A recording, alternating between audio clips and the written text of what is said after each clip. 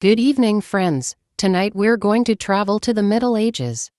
But not to witness grand battles or a royal coronation ceremony, but to experience something more fundamental and more authentic things. We're going to be an ordinary farmer, and our only goal is to survive the winter.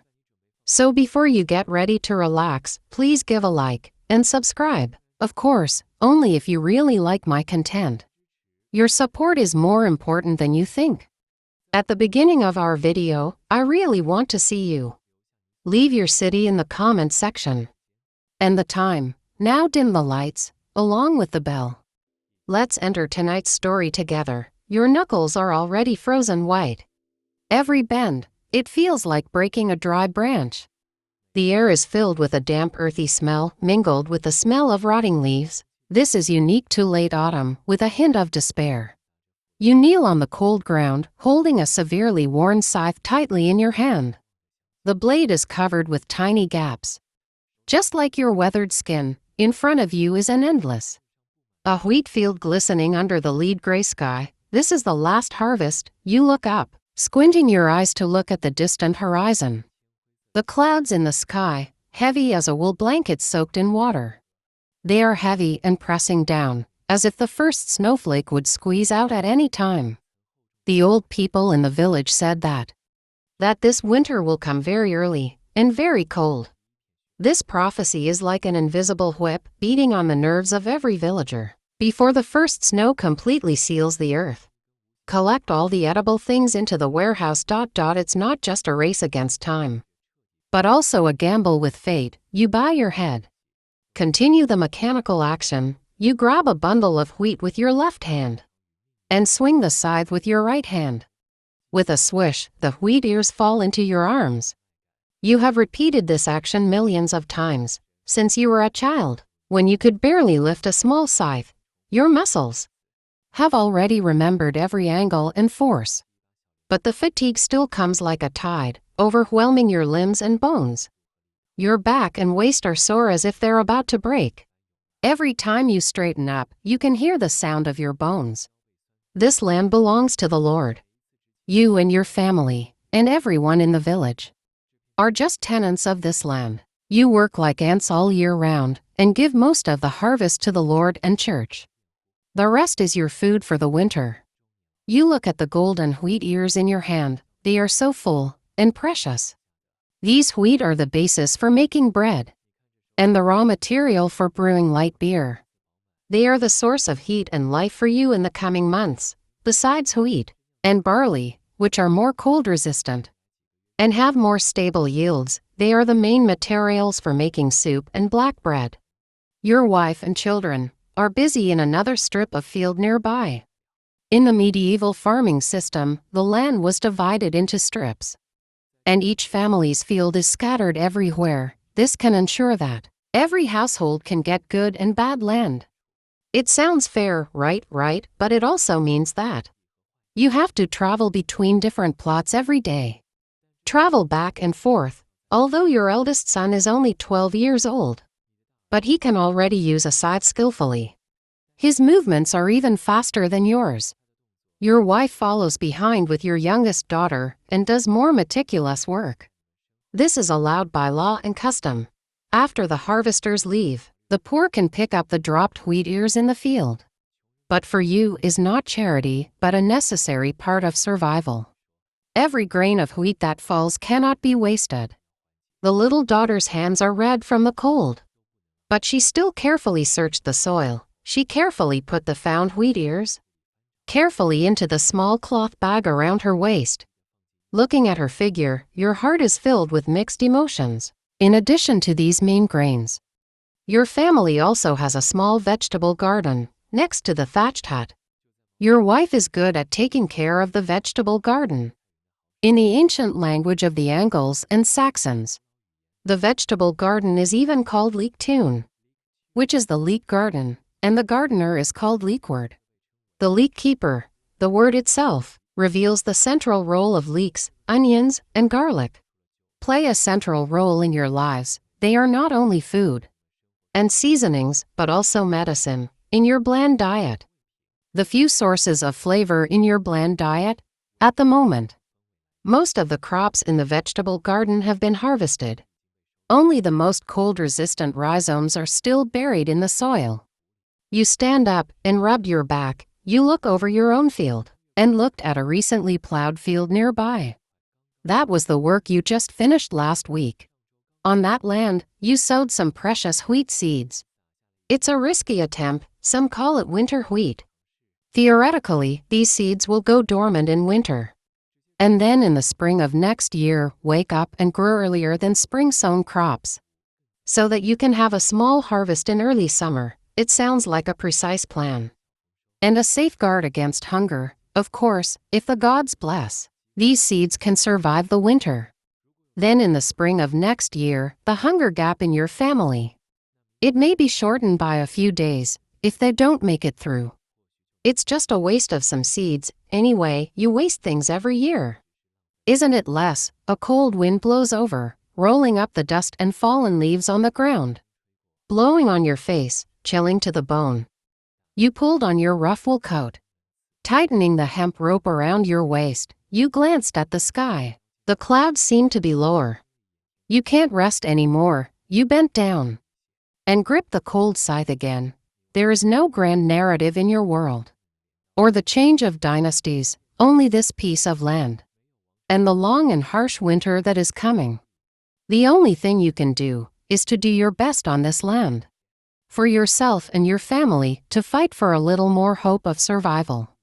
The first snowflake finally fell. It's as light as a wandering feather. It melts silently on your hot forehead, bringing a fleeting coolness, but like all the villagers, all understand what it means.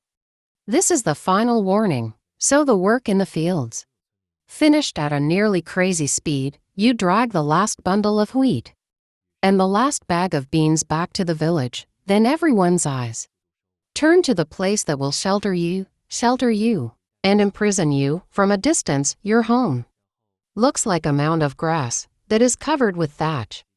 It's small, with only one room, and the low eaves almost touch the ground. This is a typical medieval peasant house, built with the most readily available materials. The house's skeleton is made of a few crooked wooden beams, and the walls are what you are repairing now, fence walls. The fence is usually made of flexible branches, usually hazel or willow, like weaving a basket, weaved into a grid between vertical wooden stakes, and the wall also needs mud.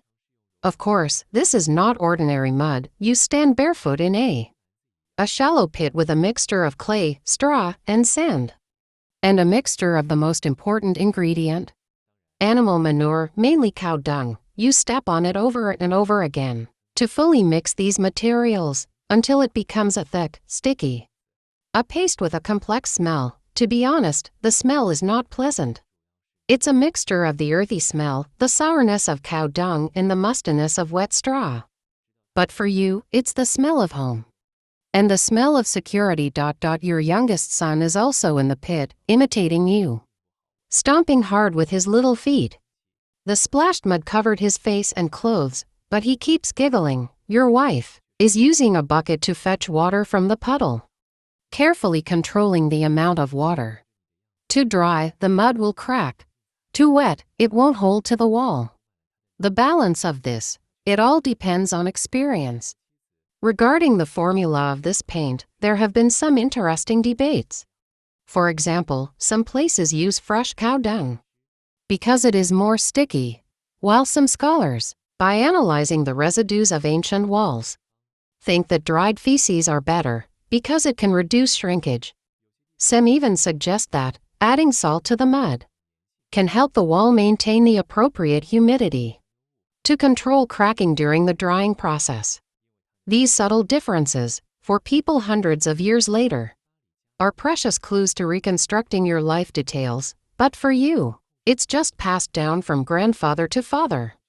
And then to you, you only know. Every family's recipe is similar, and it works. After mixing the mud, you grab a large piece with your hands and apply it to the fence wall without hesitation. Then press and apply it hard to fill every gap between the branches. It's cold, The wet mud quickly sucks away your body heat. The temperature of your hands makes your fingers numb.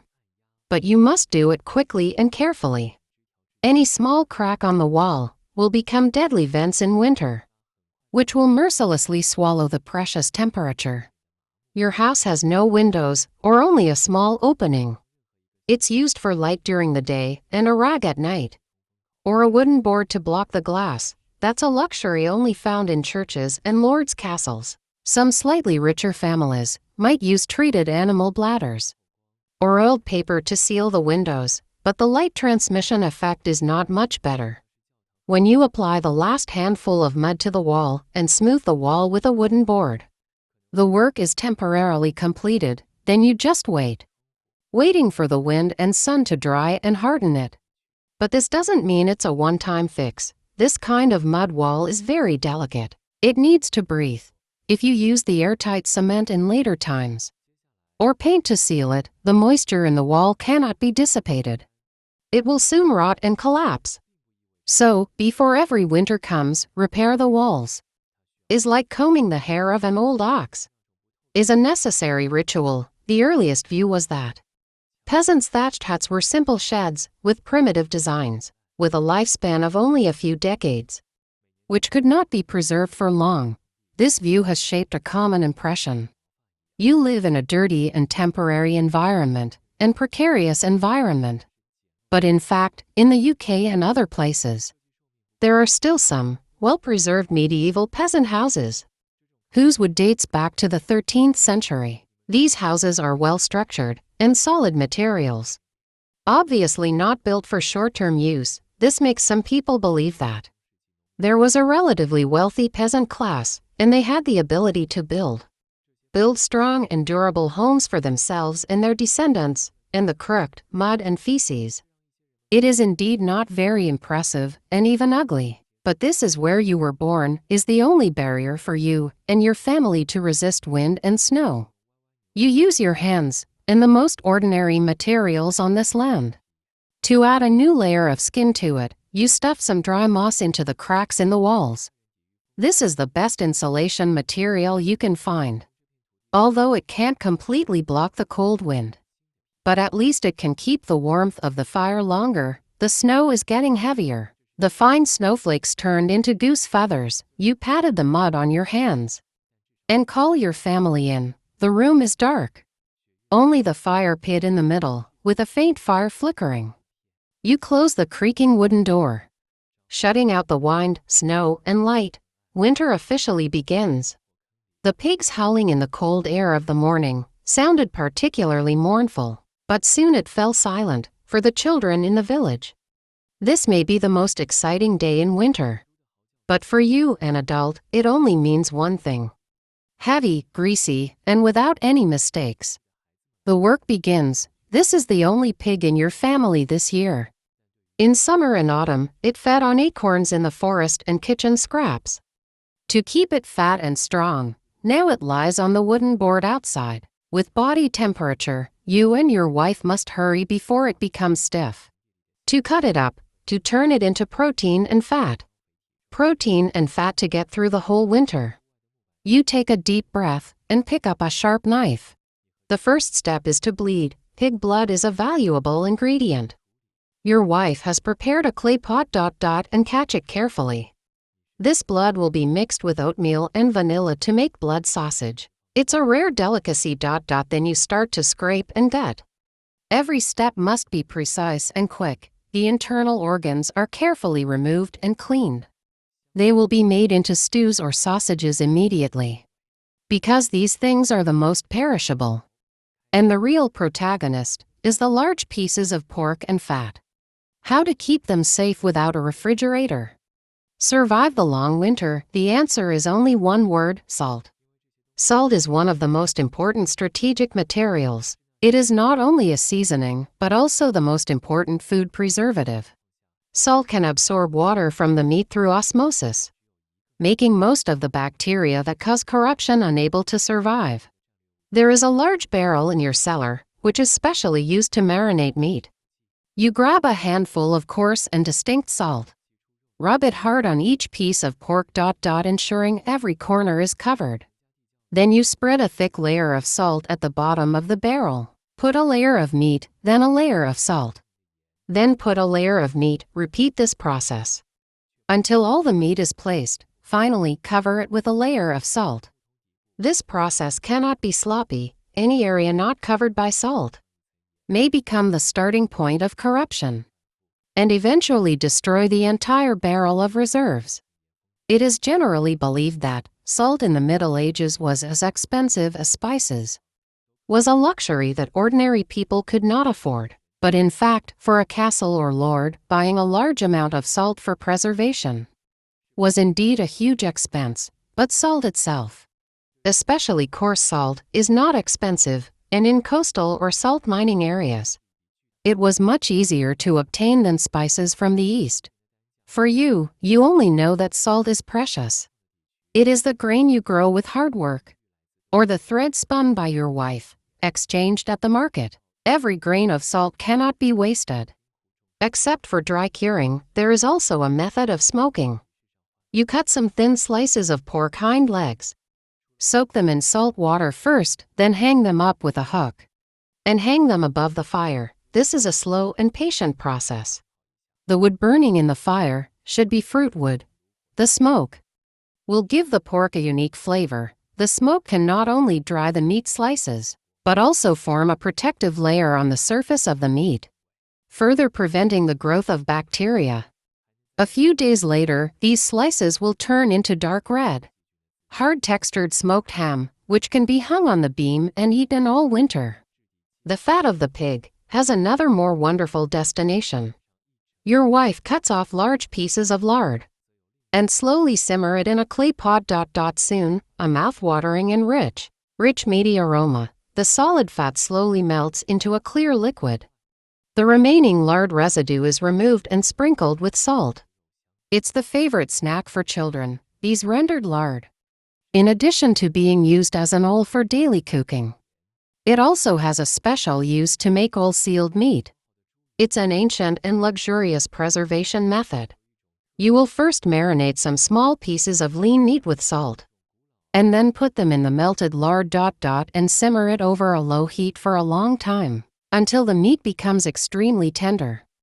Then pour the meat and oil into a clay pot, and let it cool naturally. The solidified lard will be like a layer of wax. It will completely wrap and seal the meat to isolate the air, as long as it is stored in a cool cellar. This kind of oil-sealed meat can be preserved for months. In the long winter, when you take out a jar of sealed meat from the cellar, dig out a piece and slowly roast it over the fire. The melt-in-your-mouth texture and rich meat flavor will make you temporarily forget the cold outside and the hardships of life. Compared with those dry and hard bacon, is a world of difference. After a whole day, you are covered in oil and blood, exhausted, but looking at the full bucket of bacon in the cellar, the strings of smoked hams and sausages hanging from the beams, and the jars of golden oil-sealed meat, you feel an unprecedented sense of security. It's not just food, but also your weapons against time. It's the vitality locked in salt and smoke.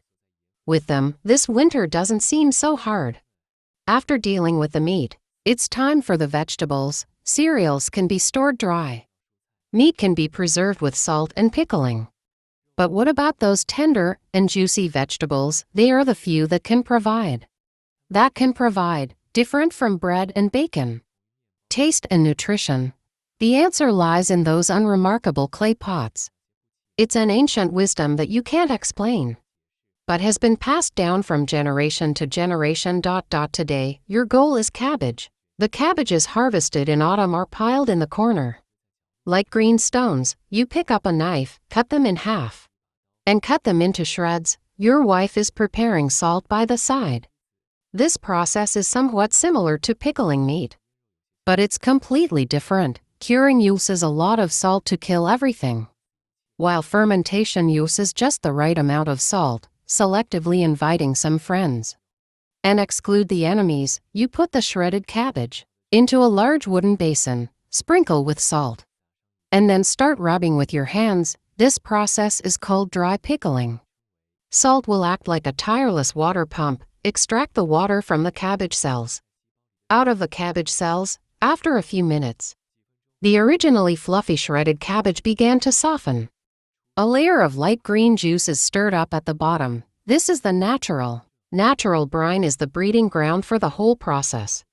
Then you press these cabbage shreds out of water into a large clay pot tightly for each layer. You press down hard with your fist. The purpose is to squeeze out all the air. This is an anaerobic process. Those unwanted molds that cause spoilage mostly need oxygen to survive. When all the shredded cabbage is in the jar and the remaining brine in the basin is poured in, the leaf surface should completely cover the shredded cabbage. The last step is also the most delicate step.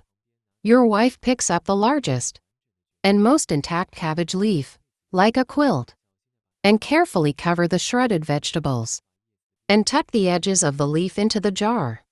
This cabbage leaf acts as a natural press plate, ensuring that all the shredded vegetables are soaked in salt water so that they won't float up due to the gas produced by fermentation and touch the air. Some families will also use a clean stone to press on top.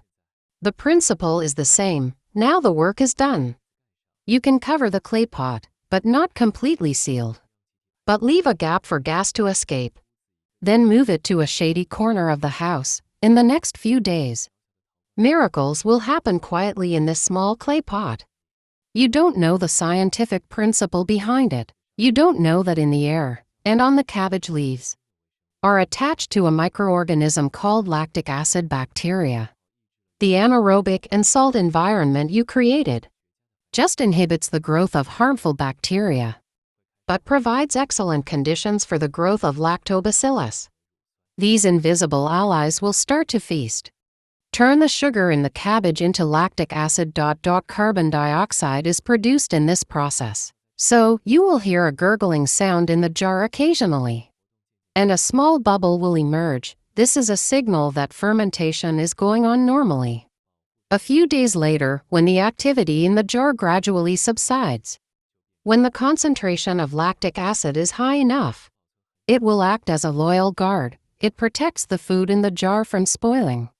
The originally crisp cabbage will become sour and delicious pickled cabbage. This food can not only be preserved for a long time, but also in the long winter provide you with valuable nutrition, especially against a disease called scurvy in the Middle Ages.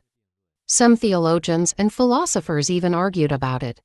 Theologians believed that fermentation came from God's gift, while philosophers believed that the power of fermentation comes from the food itself. These profound debates are far away for you, are as distant as the stars in the sky.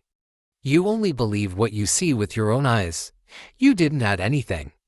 Except for salt, cabbage turns into sauerkraut itself, just like grapes turn into wine by themselves. This is an ancient and reliable transformation. It is a gift from nature. You didn't conquer nature, but have reached a tacit cooperation with it. You provide a comfortable home for those invisible allies. Provide a comfortable home, and they give you back food that can sustain life. You look at the clay pot standing quietly in the corner, filled with a simple awe. In this world full of confrontation and struggle, in this small clay pot is undergoing a peaceful and creative change. This is your little alchemy. When night falls completely, and the wind and snow are howling outside, the whole world is plunged into darkness and cold. At this time, the only light and heat source in your home is located in the center of the cabin, the small fire pit. The word for your stove in ancient languages itself means home and a place of settlement, is not only a tool for heating and cooking, but also the absolute center of your family life. Your house has no partitions, and all activities revolve around this fire pit. During the day, your wife cooks a pot of eternal soup here. At night, the whole family sits around it, sharing the rare peaceful time of the day. The structure of the hearth is very simple, which is to dig a shallow pit in the mud, and surrounded by a few stones. There is no chimney. This was the standard of most ordinary houses in the Middle Ages. The smoke produced by the burning will rise slowly to the roof, and then through the gaps in the thatch, or a smoke hole deliberately left in the roof, and slowly extend out. This design sounds very primitive, but it hides a subtle balance. The fireplace is in the center of the room instead of against the wall. This is the most effective way to keep warm. The heat can radiate evenly in all directions, warming everyone in the room, and there is no towering chimney. The hot air won't be quickly sucked away. Most of the heat can stay indoors, which is crucial in the winter when fuel is scarce. You add some fuel to the fire. The fuel is not all wood. In your time, the forest was the property of the Lord. Even picking up dead branches and leaves were also strictly limited. So you must make the most of it. Besides wood, your most common fuels are peat and dried dung cakes. Peat is dug from swamps, which can be burned like coal after drying. It has strong heat, but it also produces a lot of smoke. Dried dung cakes are made in summer. You and your children collect cow dung, mix with some straw, and pat them into cakes, and dry it on the wall. In many places, it is even more important than wood. It has a special pungent smell when burning. But for those who are already used to it, for you, it's just a part of life. You look at the dancing flames and feel the warmth brushing your cheeks and hands. The firelight casts flickering shadows on family members' faces, making the humble hut look a little warm. Your little daughter is snuggling in her mother's arms, listening to her humming an old song. Your eldest son is under the firelight, concentrating on sharpening a knife with a whetstone. This is a sacred moment for you. In ancient beliefs, the fire was even regarded as the guardian of the family, or the abode of ancestral spirits. It is the link between the past, present, and future. As long as the fire is not out, the family and the bloodline will continue. But this warmth comes at a price. Look up. Below the roof, there is a thick layer of gray smoke. Although the high roof and smoke hole design allow most of the smoke to gather above your heads, but some of it will settle down and get into your eyes and nose. Your eyes often feel dry and painful, and there's always something stuck in your throat. You cough from time to time. Living in such an environment for a long time will undoubtedly lead to various chronic respiratory diseases and even shorten your lifespan. But this diffuse smoke is not useless. In the Middle Ages, when hygiene conditions were extremely limited, smoke could effectively dry the thatch on the roof, preventing them from getting damp and rotting. It can also drive away and kill lice and fleas hidden in the thatch. Fleas and other parasites. From this perspective, smoke became a natural insecticide and preservative. The stove is such a contradictory existence. It gives you warmth and light, allowing you to survive the harsh winter. But it also erodes your health all the time. You add another piece of dry cow dung to the fire. The flames crackled and rose higher. The smoke becomes thicker, and you couldn't help coughing twice. But at the same time, a stronger warmth wraps you. You look at your sleeping family in the firelight. You feel it's all worth it. When the first light of dawn struggled through the smoke hole in the roof, you wake up from the bed of hay. The fire in the room has gone out. The coldness is like an omnipresent ghost, penetrated every corner of the hut. Your breath forms a white mist in the air. It's time to put on your armor, to face the battle of the new day. Your winter clothes are hanging on the wooden nails on the wall. It looks simple and rough, and even a bit bulky. But each piece contains the ancient wisdom of resisting the cold. The innermost layer is a long shirt made of linen or coarse wool. If you were rich, they would wear white and soft linen underwear. But for you, linen is an economic crop, and most of it is sold for money. So what you wear is probably undyed, coarse wool products. Outside is a thick wool waistcoat. It reaches to the knee. It's your main layer of warmth in winter. It's not bought from a store. But your wife used the wool from the sheep she raised, and wool sheared from them, and sewn by hand. When dealing with the wool, he didn't use alkaline water and hot water. With alkaline water and hot water, to completely remove all the grease from the wool.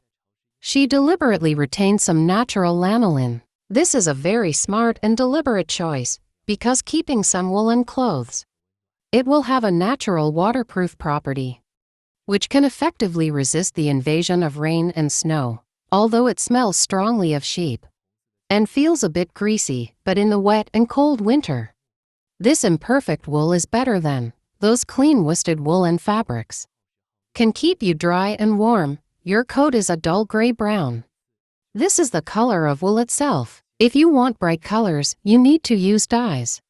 Although plants like madder root, blue pine blue and yellow woad, these plant dyes are not particularly rare. But the dyeing process is very time-consuming and laborious. And the colors are not durable enough. They fade after a few washes.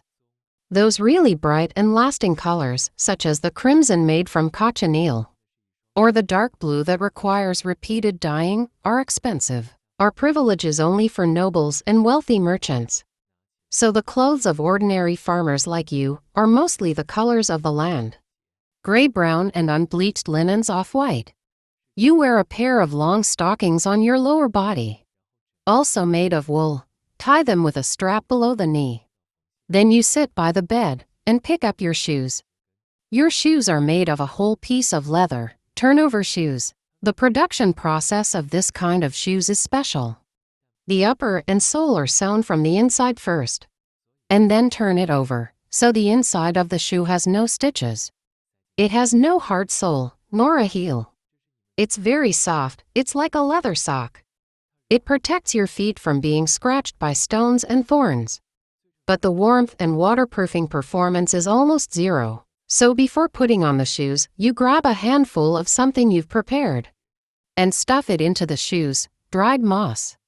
This is the best shoe filler you can find. It's soft and elastic and can absorb foot sweat. Most importantly, it can provide an extra layer of valuable insulation. You put your feet in, you can feel the moss wrapping around your toes, bringing a strange touch from the forest floor. Finally, you put on a heavy wool cloak and a hat made of the same material. Your winter armor is ready. You stand up. You feel like you're wearing a layer of skin peeled off from the natural environment. Your underwear, coat, and cloak come from your sheep. Your shoes come from the cows you raise. The filler in the shoes comes from the land under your feet. This outfit connects you with the world you live in. Closely connected to the world you live in. It's not like the clothes made of synthetic materials, clothes that isolate people from nature. Your clothes are part of the landscape itself. It's not comfortable. The rough wool rubs against your skin. It's not beautiful either. The dull color, making you blend into the bleak winter background. But it's practical. It allows you to go out of the house, face the biting cold wind with more confidence. You take a deep breath, push open the heavy wooden door. A new day begins. On your fireplace, there is always a black iron pot hanging. There is always a thick, warm, with a complex aroma. This is the main theme of your life. It is the main source of your daily energy. Broth, or, more precisely, porridge. The word porridge is hard to define with a single concept. In later times, it is both soup. Sometimes it's so thick that it's like pudding. Cut it with a knife. Its essence is to put all edible things, grains, vegetables, and beans, and occasionally meat, or thrown into a pot.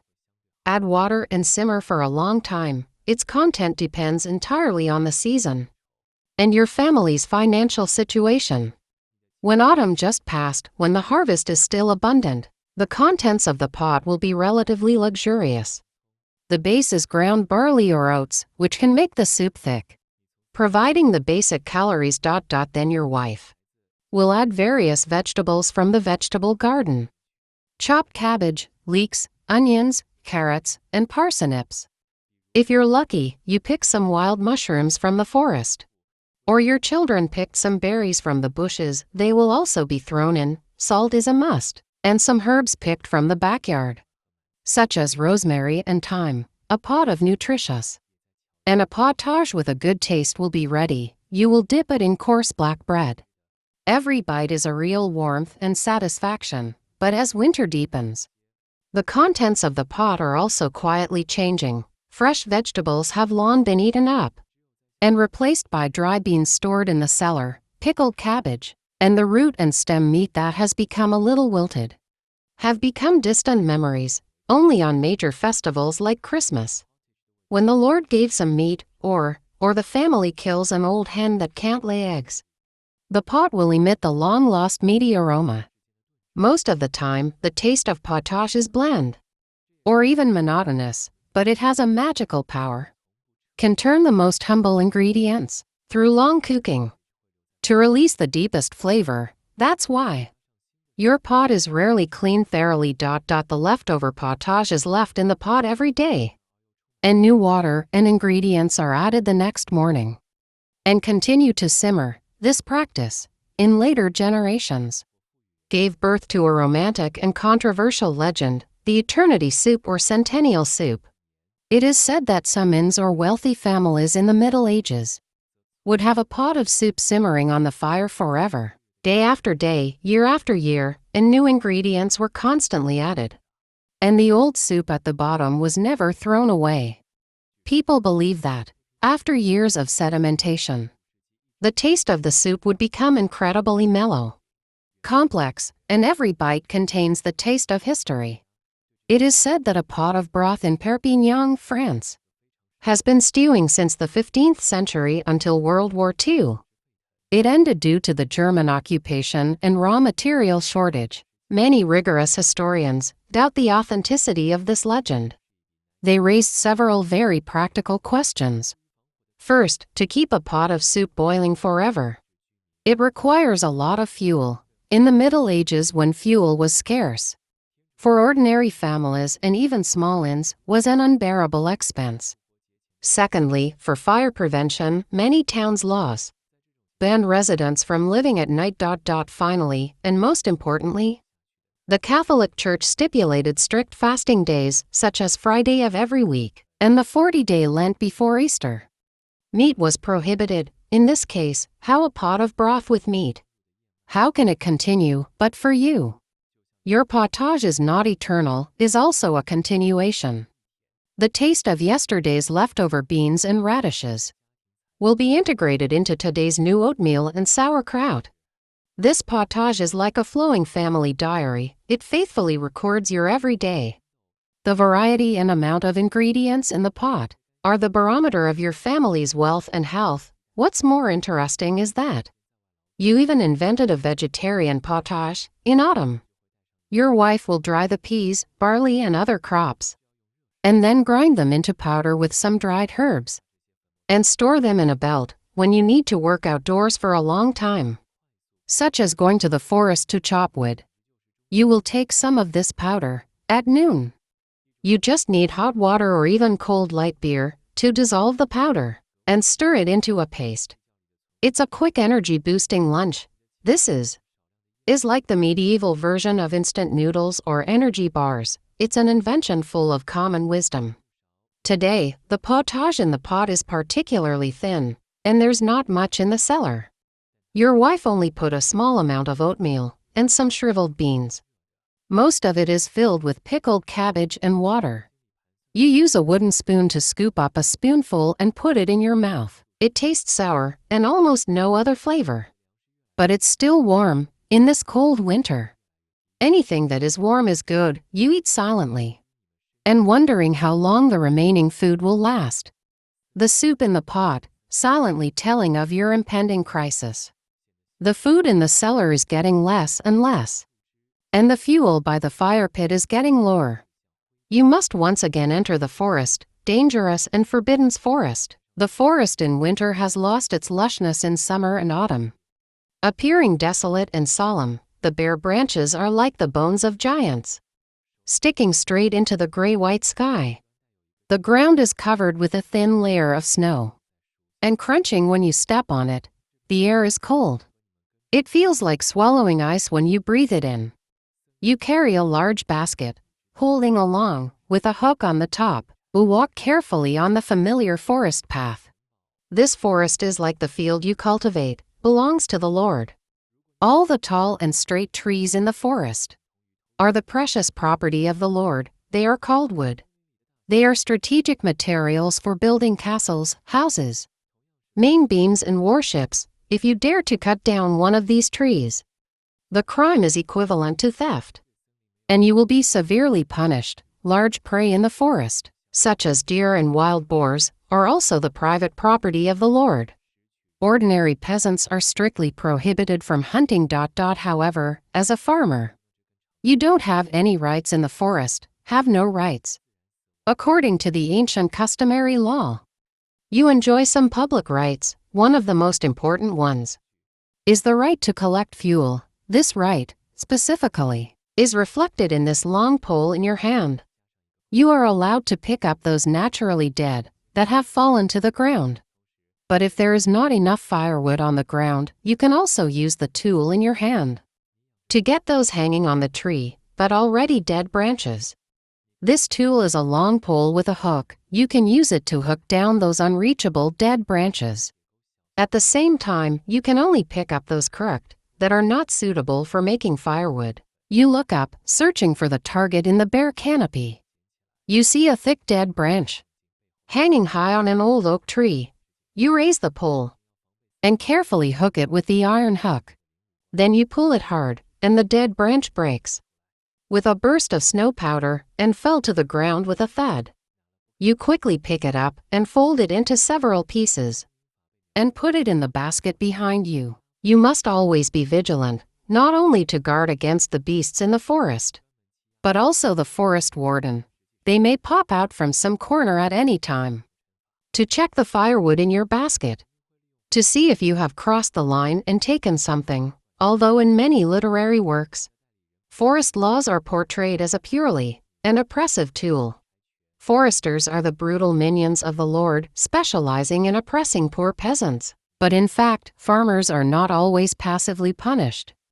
In many cases, the peasants will use the court to defend their customary rights passed down from generation to generation.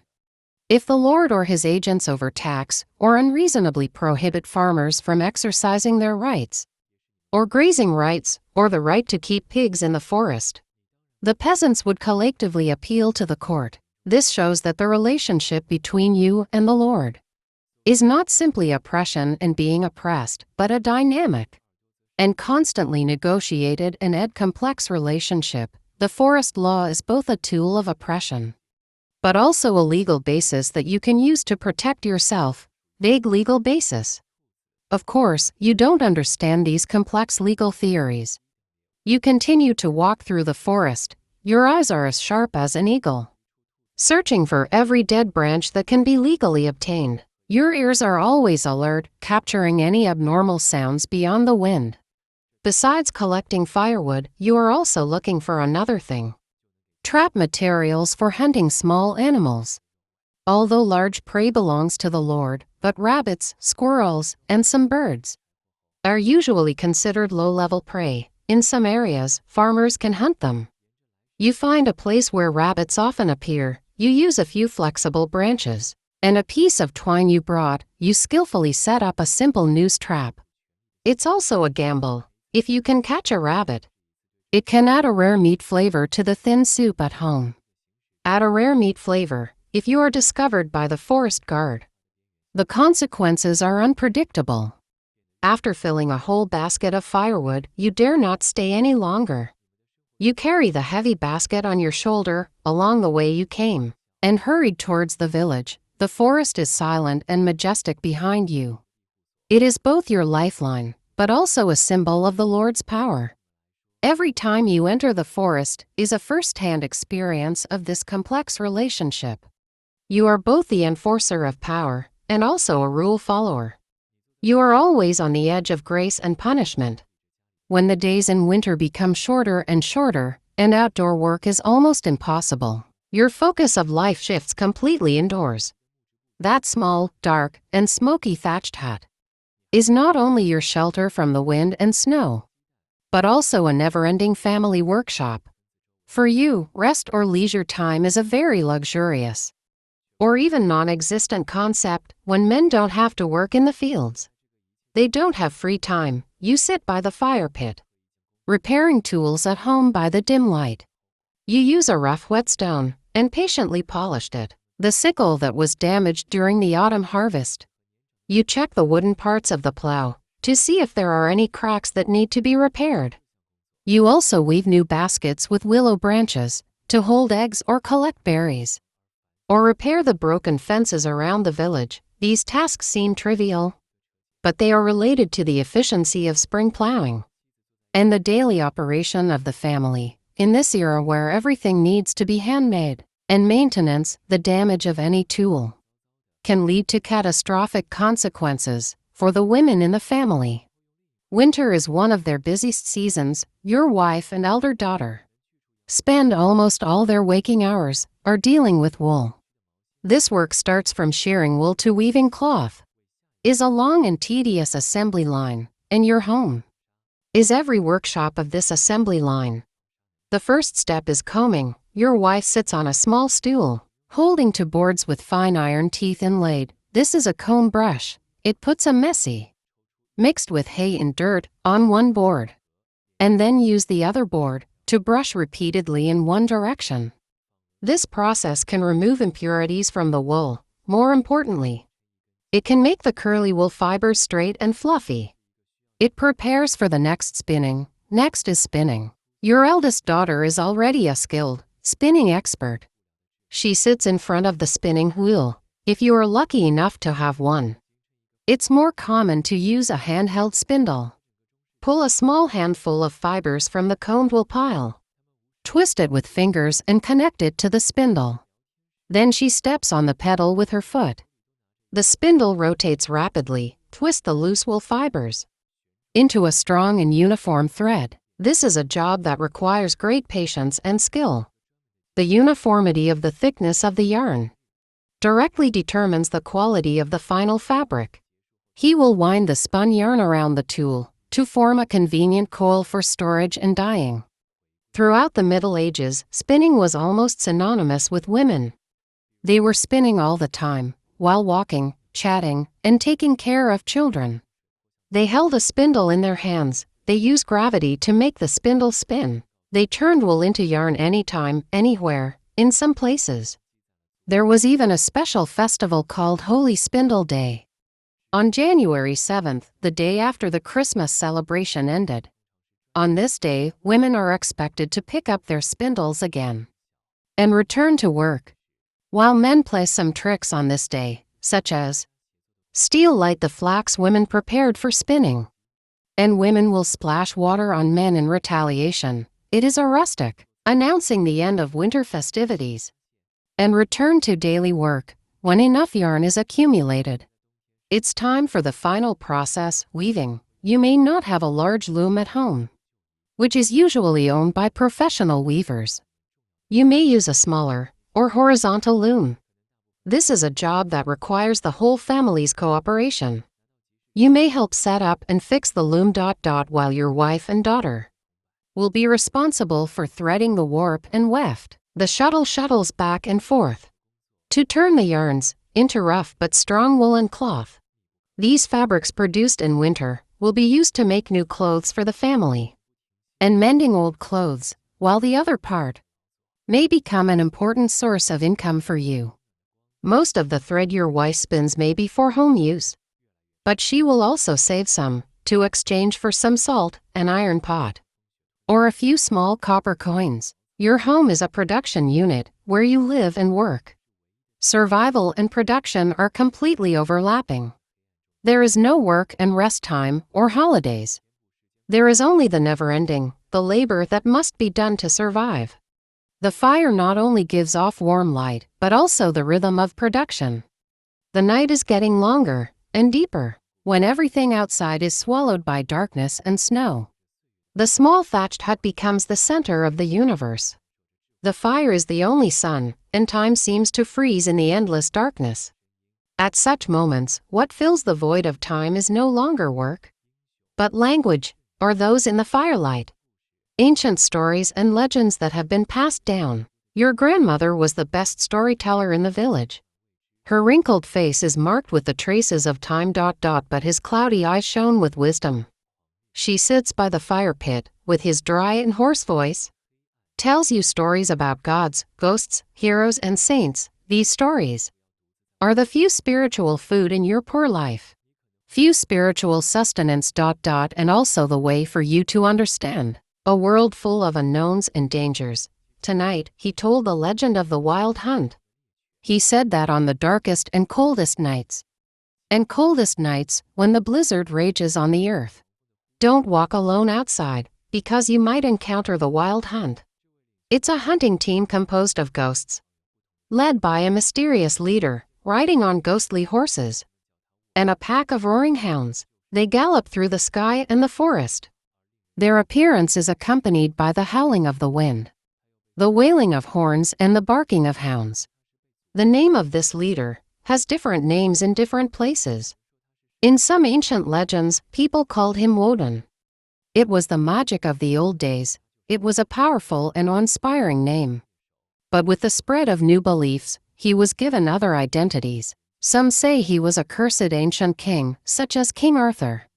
Some say he is a character in the Bible, such as Cain or King Sihon. Some even say he is the devil himself.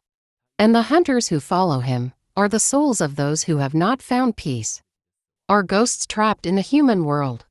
The prey they chase, sometimes the same lost souls, or even the souls of the living. Grandma warns you that seeing the wild hunt is an extremely ominous sign. It foretells war, plague, or at least your own death. If you meet them in the wild, don't look directly at them, or speak to laugh or provoke them. About this, she also told a special story. He said if you meet a wild hunt on the road, and find their carriage wheels are broken, and you happen to know how to repair it, and bravely step forward to help them, then you might get an unexpected reward, a bag of gold coins. But if you laugh at them, they will leave an incurable curse on you, or directly take your soul away, and make you one of them, and never rest in peace. You were fascinated, as if you could hear the wind and snow outside, whistling into the barking of ghost hounds. These stories are true and credible to you. They explain those unexplainable natural phenomena.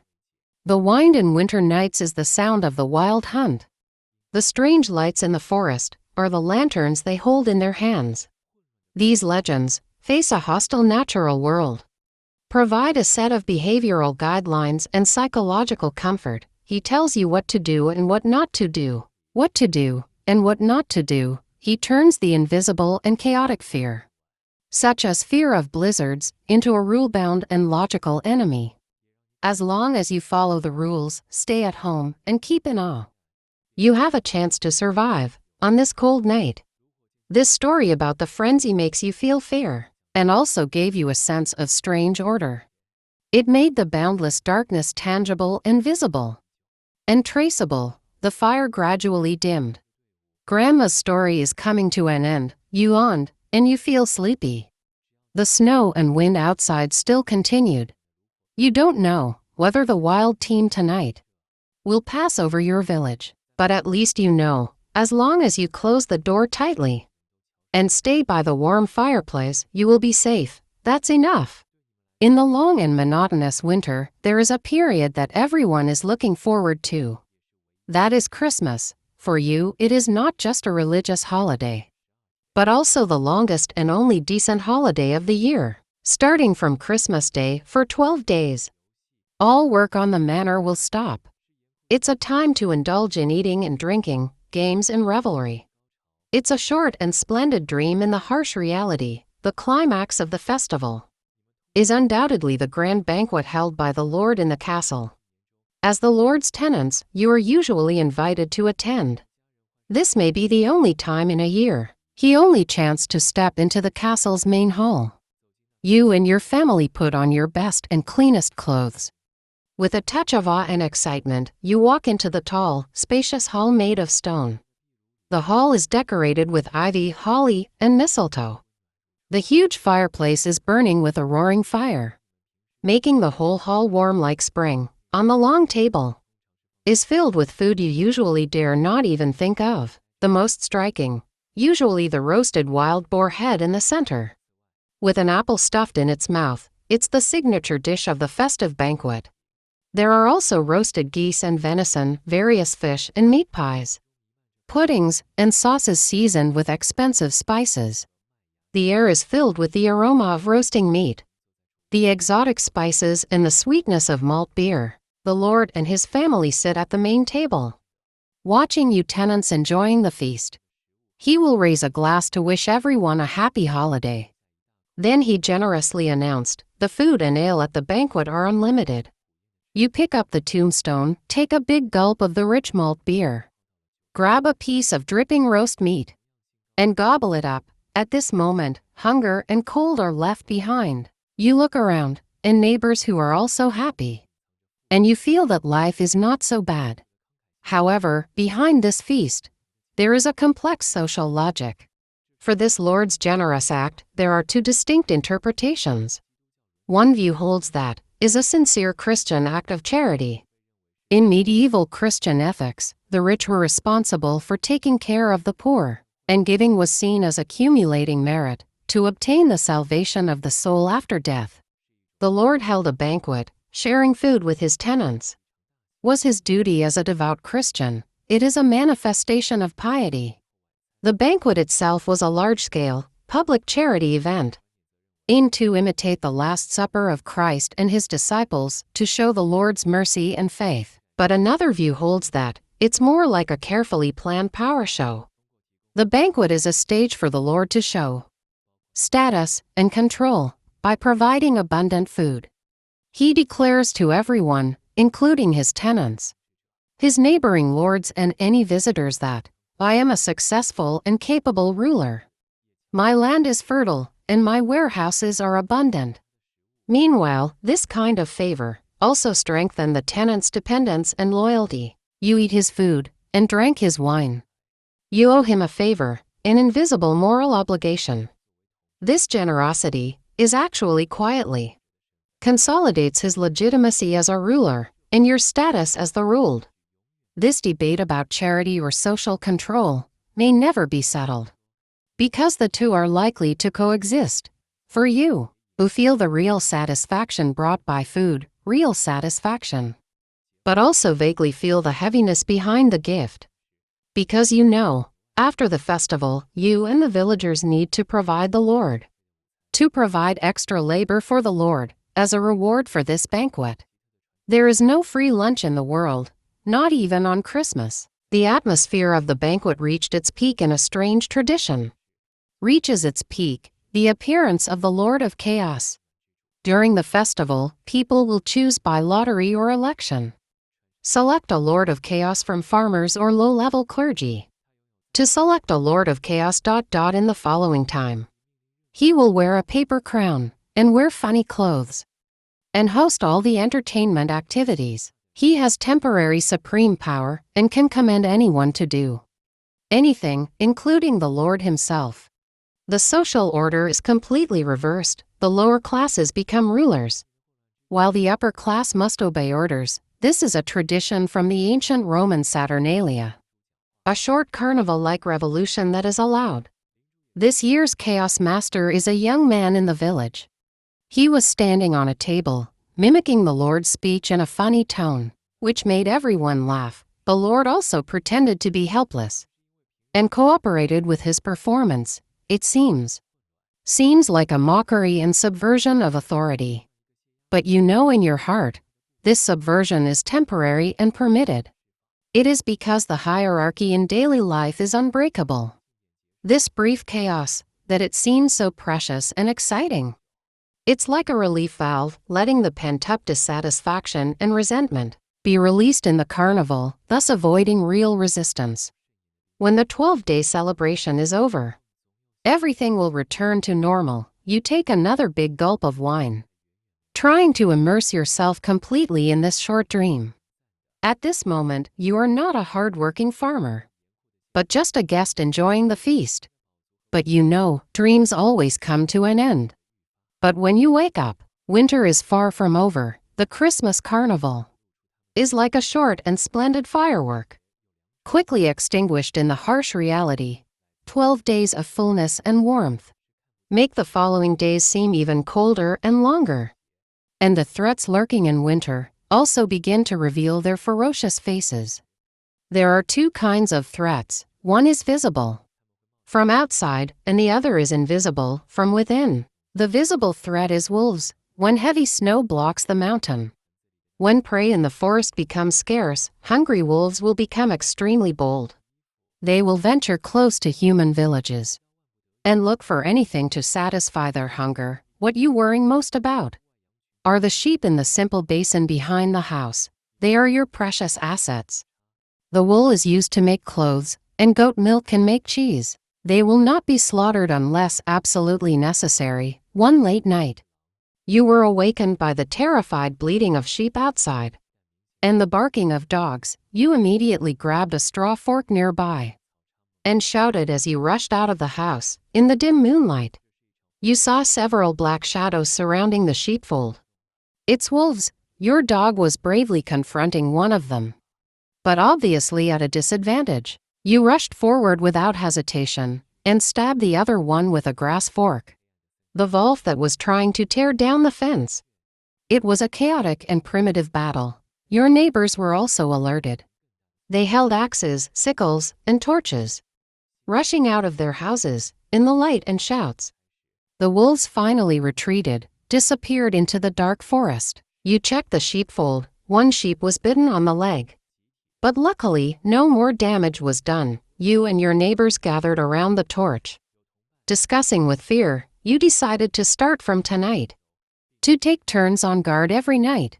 Facing the threat of wolves, an external entity, your reaction is direct and collective and courageous. You have weapons, though they are just farm tools.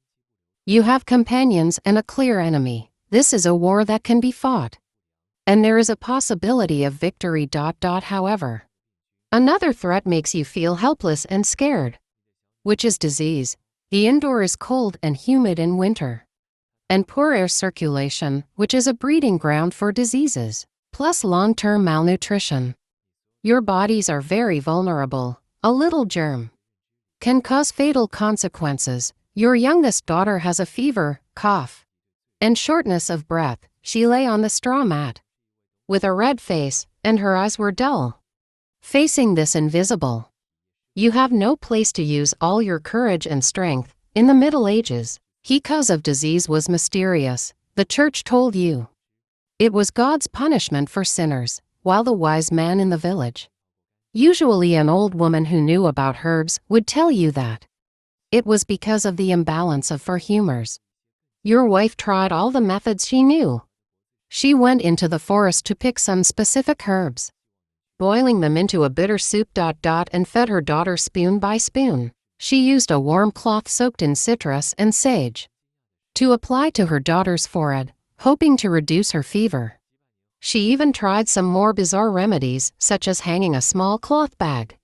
Hang a small cloth bag containing mustard seeds, hoping to dispel the disease. These folk remedies, seemed in later generations, are mostly a mixture of superstition and placebo. However, surprisingly, not all methods were useless. Hundreds of years later, scientists accidentally discovered a record in the ancient Anglo-Saxon manuscripts for treating eye infections. The recipe, made of garlic, onion, wine, and cow bile. In the lab, it can effectively kill superbugs resistant to antibiotics. This discovery shocked the scientific community and made people re-examine medieval folk medicine. It shows that in those seemingly absurd remedies, there may be hidden real experience and wisdom, accumulated over thousands of years of observation and practice. You sit by your daughter's bed, holding her hot little hand, and listen to her weak breathing sound helplessly.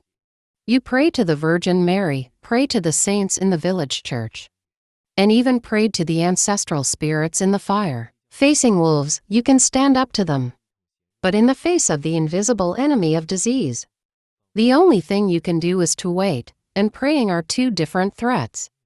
Made you deeply realize that, in this world, Some things you can fight against, while others you can only endure. Time has entered February, and then March. This is the hardest time of the year. The food in the cellar was almost gone, and only a few pieces of the last barrel of bacon. The autumn harvest seems to be a memory of the last century. Spring seems to never come. This period is called the hunger gap by future generations. Every morning when you wake up, the first thing you feel is the empty, burning sensation in your stomach. The porridge at home became thinner and thinner, almost like a pot of vegetable soup, with a few pieces of wheat bran floating in it. Everyone became silent and weak. Even the children have no energy to play. You save every bit of energy. And most of the time curled up by the fire, like hibernating. When the last frozen radish in the vegetable garden was also dug out and eaten, you had to start looking for those things that you would never touch. Your wife will go to the edge of the forest to dig up edible plant roots and rhizomes, such as dandelion roots and a tuber called pig nut. You will climb the tree to peel the bark. This is not ordinary bark. You are looking for pine or birch trees. Carefully peel off the rough outer bark with a knife, revealing the thin, yellowish inner bark, which is called the phloem. It is the part of the tree that transports nutrients. And on the entire trunk, the only part that can be digested by humans. You collect the bark and take it home. Dry it over fire, then smash it with a stone. And grind it into powder. This bark powder itself has almost no nutrition, but it gives a sense of fullness. Your wife will mix it with a little bit and wheat bran together, add water and knead into a dough. Then on the hot slate and bake it into a black and hard cake. This is bark bread during the extreme famine. The ancestors in Scandinavia and Northern Europe. To survive, you pick up a piece of bark bread and take a hard bite. It tastes bitter and astringent and full of woody flavor. It's hard to swallow, but you still force yourself to chew and swallow it because it can fill your empty stomach, giving you a false sense of fullness, temporarily forgetting the pain of hunger. In some more desperate years, people even ate grass, bugs, and even soil just to survive. Eating bark bread for you is not just a physical torture, but also a psychological humiliation. As a farmer, your identity is based on cultivating the land and harvesting crops. Food should be the product of your hard work. But now you are like a deer in the forest. You live by eating bark. It feels like a complete failure. As the head of the family and unable to support your family, hunger gap may be a norm in the life of medieval farmers and a part of the periodic agricultural society. People were mentally prepared for it and developed a set of coping strategies, such as storing food, relying on dairy products, etc. But the real famine, such as the Great Famine of 1315–17, the Great Famine that swept across Europe, was a devastating and abnormal event. In that disaster, years of heavy rain led to no harvest of crops. Millions died of hunger and the ensuing plague. But in fact, this hunger gap is for you and your family. Is a real famine. You look at the sallow faces of your children due to hunger and hear them cry at night, crying from hunger at night. Your heart is full of despair. You start to check more frequently the traps you set in the forest. Finally, one day, you find a noose tightly strangled a gray hare. You were overjoyed, carefully took the rabbit down and put it in your arms and ran home quickly. That night, there was finally meat in your pot, although only a small piece was given to each person. But the long-lost aroma of meat seemed to inject a new hope into this collapsing family, brought a new hope. You saw the satisfied expressions on your family's faces. You secretly vowed that no matter what, you must lead them through this final darkness. Spring is coming. It will ... Finally, you feel the change. The change is not what you see with your eyes, but felt by your skin. One morning, you stepped out of the thatched hut. The wind blowing on your face no longer cuts like a knife, but with a faint, moist warmth. You looked down. The icicles that had frozen under the eaves were dripping. drop by drop, in the mud below, and made small pits in the mud. The ice and snow began to melt. In the next few days, the changes became more and more obvious.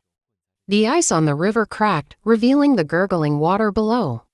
The snow on the south slope melted completely, revealing the black, wet soil. The sharp and pure smell that has lasted all winter, bitter and pure smell, is replaced by a mixture of soil, rotting leaves. Even on the edge of the forest, you can see a small patch of newly emerging, of tender green plants. Spring is really here. A huge sense of relief flows through your limbs like a warm current. You survived, and your family survived. You have survived the long dark and cold. When the first real warm sunshine shines on you, you almost want to kneel down and kiss this thawing land. The village is rejuvenated. People came out of their huts with long-lost smiles on their faces. Women began to wash the clothes and quilts accumulated in winter, while children chased and played on the muddy road. Cows and sheep were driven out of the pens to graze on the newly sprouted grass. The cries of the animals and the laughter of the children intertwined, forming the most beautiful symphony of spring. However, in this atmosphere of joy and relief, a new emotion is quietly taking root, is anxiety. In winter, your enemies were clear, cold, and hunger. Your strategy is passive, saving heat and food. Save food and wait. But now spring is coming. The struggle has entered a new stage. Your enemies have become time and efficiency. Our strategy must be proactive. Plowing, sowing, and weeding. You stand by the field and look at the land that was fallow in winter. It's now muddy and it needs to be plowed as soon as possible to let the soil breathe and prepare for sowing. This is an extremely heavy physical task. There is only one heavy plow in your village and requires 8 oxen to pull. It is operated by a plowman and a cattle driver. The whole village's land depends on this team. You must queue up, and you must race against time. If you miss the best sowing time, the autumn harvest will be greatly reduced. This means that in the next winter, you will face the threat of hunger again. You feel a huge pressure. In winter, you only need to be responsible for yourself, but in spring, you must keep pace with the rhythm of the whole village. Any delay in any link may trigger a chain reaction. Your heart is half fire, and the other half is the sea. The flame is the joy of survival and hope for the future. And the sea is the cold and lingering worrying. You worrying about the weather and seeds. Worrying about the cows getting sick, and your children will fall in the field. You pick up your hoe and go to your vegetable garden. You need to clear this small piece of land first and plant the first batch of beans and onions. This is the place where you can fully control when your hoe digs into the moist soil and turning over the dormant vitality that has slept all winter. The cold sea in your heart seems to have faded a little. Yes, spring is not a rest, but the beginning of another battle. But at least it's a battle in the sunshine. That's enough, as spring comes.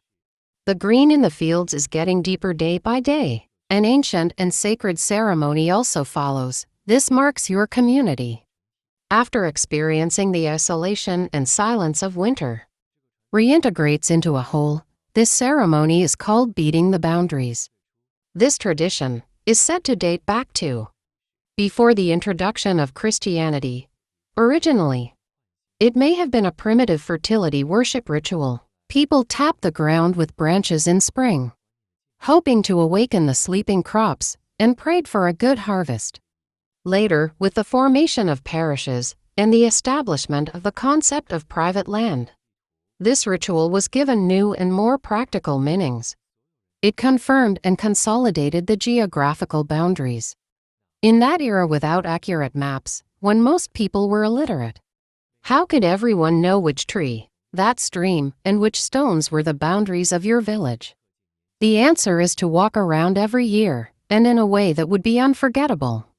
To engrave these marks into the memory of the younger generation. The ceremony is usually held the 5th week after Easter, which is the prayer week. On this day, The whole village gathers at the church gate. The priest will wear a vestment, holding a cross, walks at the front of the procession. The elders of the village, and men like you follow closely behind. At the end of the procession are a group of excited and nervous teenagers. Your procession is like a long dragon along the border of the village.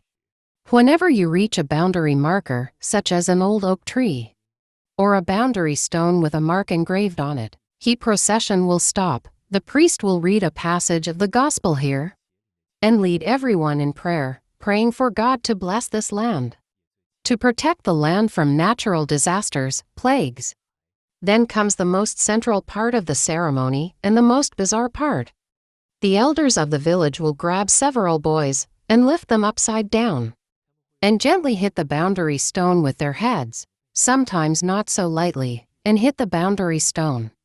Or use willow or birch branches to whip the boys' backs. If the border is a stream or a hedge, they would even throw the children into the water or push them into the thorn bushes. This seemingly rough behavior is actually a profound and primitive educational concept. People believe that pain is the best teacher. A boy, once his head is hit by a stone, he will never forget the location of that stone. This way of passing on geographical knowledge. To pass on geographical knowledge, in your opinion, is far more reliable than any verbal description. Is more reliable. Regarding the origin of this ceremony, some people think it is obviously a remnant of pagan rituals, probably originated from the ancient Romans. The festival to commemorate the god of boundary markers, while others believe that it is more of a practical, legal nature, to prevent neighboring villages and lords encroaching on land. Some religious historians emphasize its Christian prayer core. They believe it is a purely religious parade, aiming to pray for a good harvest and community peace. For you, this ceremony is a mixture of these three natures. It is both sacred and secular. Both a legal oath, but also a spiritual prayer. When you sing hymns loudly with the villagers, as you walk over every inch of land you rely on, a strong sense of belonging and collective honor will arise in your heart. You look at your eldest son. He was also selected to participate in the collision ceremony. When his head was symbolically pressed on the boundary stone by elders, he showed a look of fear and pride on his face. You know from today on, the boundaries of this land are also engraved in his memory. He is no longer just a child, but one of the guardians of this community's future. The whole parade lasted for most of the day. When you finally returned to the center of the village, the women had prepared food and malt beer. The whole village gathered together, sharing the food, celebrating the completion of the ceremony, and celebrating the arrival of spring. You hold a mug of malt beer, leaning against a tree, watching the festive crowd in front of you.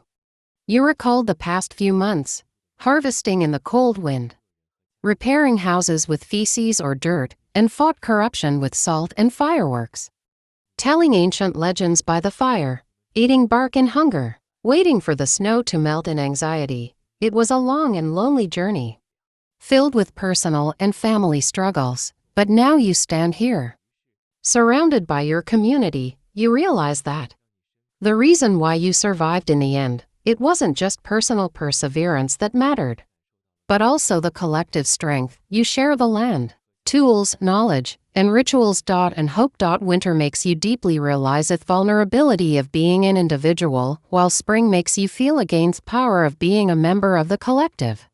You drink the last gulp of wine, turn around and walk towards the field, where new seeds need to be sown, and new lives to protect. Winter is over, and your story continues. Now the story is over. The outside world may still have wind, rain, and cold, but at this moment, you are safe. And warm. You have gone through that long and harsh winter. Your body and mind deserve a deep and peaceful rest. Let those memories of hunger, cold, and fear slowly sink into the depths of your dreams. Sink into the depths of your dreams. Good night.